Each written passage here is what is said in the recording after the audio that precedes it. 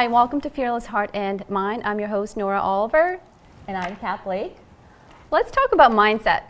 Yeah, and why mindset? Like what is mindset? Mindset. That is, everything in your life is about mindset. I don't know how else to describe it. What is mindset at work, at home, relationships, or how you view the world? I mean, what does that even mean? Mindset. I think when I try to talk to people about what your mindset is it's your internal GPS system. So it's how you filter information that's coming into you. It's what you perceive around you. It's things you say to yourself over and over and over again that now become your belief system. And it dictates absolutely everything. It dictates how you're going to respond to anything that happens in life, how you view the world, feel about it, how you view the world. It's so powerful. It really is. It makes a huge difference into your world, into your life, your personal and professional in any possible way. I mean, if you were negative all the time, if you had a negative mindset, what do you think is going to happen? Like, what do you expect to happen in your life if you're negative all the time? Absolutely. I always tell people we always get what we expect, not what we want, right? Right, exactly. So, you and I do a lot of work around relationships and dating. Like, dating's a great example. If you're going out there in your mindset, and maybe, here's the other thing people don't realize, your mindset actually isn't your fault. It was created usually when you were a child. Your love map, meaning your ideas of what love is, what emotional connection is, what attachment style, none of that is your fault. So all those patterns in your life, the way you were raised, the way you view the world, the way your parents view the world, it kind of sticks with you, right? Society and then you start religion. Right. All of that gets in there. And here's the thing, most of us aren't aware of the fact that a lot of this resides in our subconscious. So we're aware of only like 10% of our thoughts. We have about 50 plus thoughts every single minute that we are awake. So there's all these things that are underneath that we internally are happening, right? That you absolutely have to dig up by the root in order to grow. I would say you have to let go in order to grow. But in there are definitely thoughts of worthiness, relationships, safety. Absolutely. If you're walking around the world, maybe you were traumatized and you absolutely had to develop this hypervigilant mindset, right? Through no fault of your own because you needed it to survive. But if you're constantly scanning your environment for danger, what you tend to find is there's more danger. Absolutely. Well, let's take working out for an example. Yes. Let's say, if you have a goal, you know exactly what it is that you want to do, but the right mindset isn't there. You're not positive. So what do you expect to happen in that, every workout and what results you achieve? If your mind is mostly negative, you're not going to get the results you want. Right. But hence, if you turn that around and you talk positively to yourself and you're motivating yourself and focusing on that goal that you're trying to achieve and thinking more positively how you're going to feel to achieve that goal, that's positive thinking, and you're going to see results a lot faster versus if you're not being positive, not being nice to yourself. So positive thinking, it's really the way our mind is structured. Right. So positive psychology is this theory that no matter what happens, you think positively about that. Mindset coaching is a little bit different because we recognize as coaches that life is really hard. Life throws us a lot of curveballs. There's a lot of things that are really emotionally difficult and challenging to deal with. We talk about divorce. But what it is it's recognizing, and it might even be recognizing that you're using an earlier mindset and a negative mindset, processing that, but then challenging it. So the thing with mindset, what people don't realize, it's a daily practice. It takes discipline, but it's challenging the thoughts and not necessarily believing them. Absolutely. Right. It's like CBT, right? Cognitive behavior therapy. Right. You have to kind of do a little bit of investigation and figure out why your thoughts are the way that they are, and also, like you said, challenging your thoughts. But here's the question: thing, you have why? To pay attention to your thoughts. That's where people get it wrong. Catching your thoughts is not easy. Right. It's easier said than done. Yeah, so many people come up to me and they're like, nobody pays attention to me. My children don't pay attention to me. My boss doesn't pay attention to me. And I'm like, do you pay attention to yourself?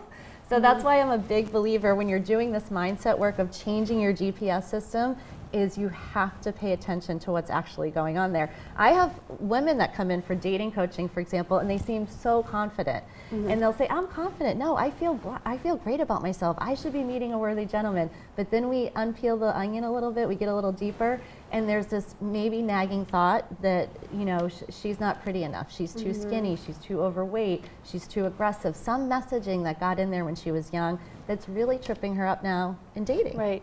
Yeah. She's just not aware of it. So we're not aware of the thoughts Right. unless we're really focusing it. And it takes a little bit of time to really realize Yep. that you're actually having these thoughts. And the moment you say to yourself, hey, you know what? I'm going to pay attention to what my thoughts are throughout the day. And it can be a little bit challenging, right? Yes. You have to really pay attention to it and catch yourself what thoughts you're having. How do you do that? Like you really, if you're going through day to day, you know, doing things, how do you focus on what you're thinking about thinking? I actually recommend this 2-part journaling process to a lot of my clients. And like I said, it takes discipline. You have to do it even when you don't feel like, just like you go to the gym, even when you don't feel like doing it. But I have people have 2 journals, and I call the first journal, we can call it, I don't know if I'm allowed to swear on here, but sometimes we call it the negative journal or the bitch journal. And that's where you just get it out. Get out all the negative thoughts, all the early patterning, like what stinks, what's horrible about life, go into great detail. Then you shut that journal and you open up a second one and you write 10 things that you have gratitude about. You write what you've done well. You write what you're working towards. I know we were talking about going to the gym, so it's not like, oh my gosh, I'm such a lazy bum, I forgot to go to the gym, or I didn't go to the gym for 2 days. It's I'm working towards going to the gym 3 days a week. But also, so I've noticed this quite a bit happening at the gym, right? If we're using that as an example. A lot of people go there so that, you know, they have a goal. They want to tone up, lose weight, whatever that goal is. But I've noticed a lot more recently, people feel like they have to be in shape to go to the gym. So, you know, that's not really positive mindset. So if you have a goal, there's a reason that the gym exists, is to get you to that goal. Right. So you have to start by telling yourself, I don't need to put all this makeup on. I don't have to look great. You're going there to get a particular result. And that result is going to make you feel better and greater about yourself and your life. So stop worried about other people and maybe more, you know, focus on what you're trying to achieve in life. So yeah, positive mindset. So what can you do when it comes to positive mindset in relationships, right? How can you view it more positive way? Again, it's being aware of the negative thinking pattern, catching it, and then challenging it, right? How true is this? Do I have scientific evidence for this? Would a friend say this to me? How might other people see me? So it's really sort of, you know, it's weighing it in and out, and then it's like, do I really need to buy this thought? You know, often if you think about our phones, we have all these apps on them, and so I compare it to like you're using an outdated app, right? So now we need to upgrade it, we need to update it so that you can actually get what you want out of life. A lot of our relationship mindset comes from the ages of 8 to 12 when we create love maps, and it's really, a lot of it is based on how we saw our parents, it's based on society, and it includes things like communication, how do you flirt, how do you approach someone of the opposite sex, can you trust somebody of the opposite sex? So that is all in there. So just like I was saying before, it's like we have to be aware of it, then we have to challenge it, and start regularly practicing a different, more positive mindset so you can get the results you want. So dating is really hard. Online dating is really hard. If you personalize everything and say, oh my gosh, for example, this guy ghosted me because I'm unlovable, or I'm too this, or I'm too that, instead of saying, yeah, this person ghosted, they don't really have great communication skills. Like, it's not about me. That's well, it's giving it your forward. Best, right? Absolutely. Understanding that you are not perfect and nobody is perfect. Nobody. And if you expect yourself to be perfect, then you're going to fail at whatever it is that you're trying to do. Right. So go in without those high expectations for yourself.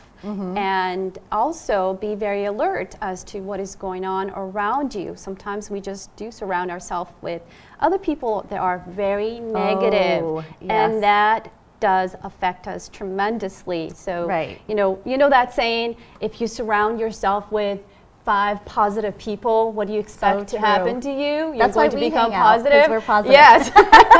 But it's so true. And it is. If you were so negative all the time, what is going to happen to me? I would Absolutely. become negative as well. So I have to surround myself with positive people. Not to say that if your friends are negative, ditch them out of your life, kick Right, them off, but you may want to distance yourself a little bit if it's affecting you in a negative way. So you have to set those boundaries, with what is really motivating you and thriving, helping you Right. grow as a person, and what is really doing the opposite. So Absolutely. Yeah, because negativity and anxiety are very catchy. So here's a great example of changing mindset. People don't realize this, but if you take a picture of your brain and say you're excited, like, I'm so excited to go on vacation next week, and say you're anxious. I'm so anxious because I have to do this presentation at work. If we take a picture of those two people, their brain actually looks very similar, but it's how they narrate it that determines the difference and then the outcome, because the person who's excited is more likely to get a positive outcome. So I tell people when I work with anxiety, okay, you feel that coming up, that anxiety, say, oh my gosh, I'm so excited for this presentation. I'm gonna take this energy and convert it into excitement and fun, and I'm gonna, this is great. I'm super energized for this. absolutely. You know what works great too is for anybody that's having difficulty falling asleep. Oh, wait, tell me more. I've tried that. I have that. I have tried that. When sometimes, I have days where I work way too much, and I admit that I should do a little bit less here and there, and I'm very aware. So the next day I'll make sure I reevaluate and do less. But I have tried to, on days that I can't sleep, to tell myself, I'm so sleepy for a few minutes. I'm so sleepy. Oh my God, I can't stay up. I need to sleep. And if I continuously say that, I notice I start to doze off. Yeah. So it's like saying things out loud to myself. It's like my brain is another person that I'm talking to, and I'm telling it, oh, I'm tired, you're sleepy, you need to fall asleep. Right. It's weird the way we are built. I know. It's simple, but we make it so complicated. We totally do. I mean, and here's the other thing I don't think people realize. Our brain is actually not that much evolved from our caveman days, So that's the other thing I tell people to realize. Like, we might respond to receiving a negative comment on our social media the same way we would respond to when we were actually living in tribes and needed to stay in the tribe to survive, because if we got kicked out of the tribe, we would pass, right? So our brain sometimes can't tell the difference between those two signals. Yeah. So, but other things to really watch out for is if you're overworking, if you are overstressed at work, or life in general, too much is happening. Some of those things can really make a big impact. And obviously nutrition, if you're not eating healthy, it absolutely impacts our mental health. And being positive, it's a lot harder to be positive if you're emotionally drained and you're, whatever the reason may be behind it, you're around people that are emotionally drained, or you have too much going on with your life, or you're overworking, long period of times in a day, you're not eating healthy, that means you're not sleeping well, and there's all these other issues that are combined. It makes it that much harder to be positive. Absolutely. Overall. So your mindset can easily shift from positive to more negative, and if you continue to live that way, that's going to only get worse. So you have to take action right there and make changes so that you start to thrive and go up instead of down. Right. Yeah. And be generous with yourself. I mean, if you have an off day where there's a lot of negative thinking going on, I think it's just like anything, right? Oh, I had a day where I ate ice cream all day because it was a rough Friday at work, but it's just getting back on track. It's being generous with yourself, forgiving of yourself. And I think when you talked about working out too, I really coach people around, watch your expectations. When we are so tied to our outcome and expectation, we trip ourselves up. And sometimes our job is really to kind of sit back, let go of what we can't control which is a lot. Clear path, right? You know what goal you want to achieve, but you have to be realistic as to how long should that goal take to reach, right? You have like day-to-day steps, you have weekly steps, and then also leave some room there to, if you fail for a day or something comes up that you aren't going to perform as well, you're not going to reach that goal as quickly, and you give yourself that room to some grace. Right. Let yourself breathe and then, continue with that goal. Don't give up on that goal, but, just say that, hey, this is a little bump on the road. I'm really tired for the next, I've been tired for the past week. Maybe it's time for me to take care of me emotionally, mentally, so that I can perform and be better physically on that goal that you're trying to achieve at the gym. Right? Absolutely. So, yeah. I mean, I use the example of when medications are actually advertised. For example, if you take aspirin, it will take away your headache. It only has to work for 80% of the people for a company to be able to sell that product as working. So I tell people to use that formula for themselves. Like, I got to the gym 80% of the time that I wanted to. I ate healthy 80% of the time, because we're not supposed to be doing anything 100% of the time. I don't We're think not that's robots. the reality. Exactly. We fail, we step right back up, and we continue living and adjusting here and there where needed. But, as long as you understand what is best for you, what you're trying to achieve in life, what you're trying to do, what you're trying to reach, I think that's a great start. But you have to have that vision in your life. And if you don't, then I think that's probably time for you to seek help and some support from other, groups or life coach or therapist, your doctor, any of those choices. Absolutely. But you have to take that step, and nobody's going to do it for you, right? We have to make choices for ourselves. Absolutely. But I think you brought up such a good point, because I want viewers to know there's a difference in therapy styles. So CBT is great, because CBT really does dig into this. NLP coaching is great. There's some hypnotherapy strategies that are really helpful, but general therapy is actually just supporting the person where they're at. It doesn't actually challenge your mindset per se. You have to find the right therapist. You have to find the right therapist. Find if out you what want to their do this expertise work. are. There's so many therapists out there, and everybody thinks that they all do the same thing, but they don't have the same experience. So what you're seeking to get help with, you may not get the results. You're just basically could be just talking about, other things instead of the results that you want. Absolutely. So life is 10% of what happens to you. It's about 90% of how you think about it, right? Yes, it's the choices you make, the decisions you make, and one thing I do want to point out is the difference between a choice and a mistake. Oh, it's okay to make a mistake, but some people make a mistake, and they continuously make that same mistake, and they call it a mistake. But in reality, a mistake is one time. If you're doing the same mistake over and over, it's a choice. So if you're thinking negatively all the time, it is a choice. You're choosing to be negative. That is true. But if you catch yourself being more negative than positive, then you have a choice to make, and that choice could be to have a positive mindset. Absolutely. Right?